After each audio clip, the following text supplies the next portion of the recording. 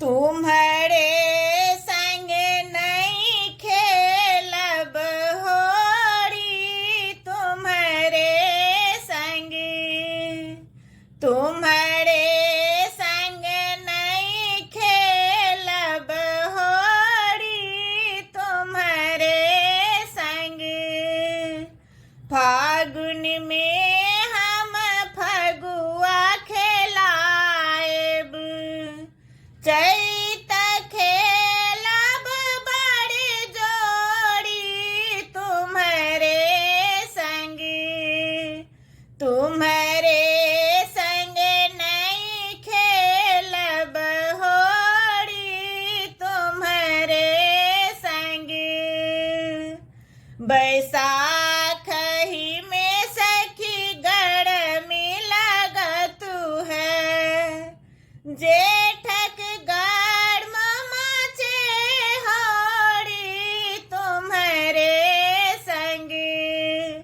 तुम्हारे संग नहीं खेलब होरी, तुम्हारे संग आषाढ़ में सखीड़ी में झिम बरसा, सावन सर्व मचे होरी, तुम्हारे संग तुम्हारे संग नहीं खेलब होरी, तुम्हारे संग भादव में सखी निसी अंधिरतिया,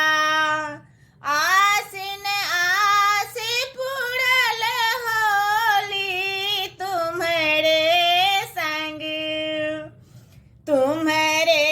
संग नहीं खेलब होरी, तुम्हारे संग कार्तिक कंत नहीं आयल सखी है, अगहन धान मचे होरी, तुम्हारे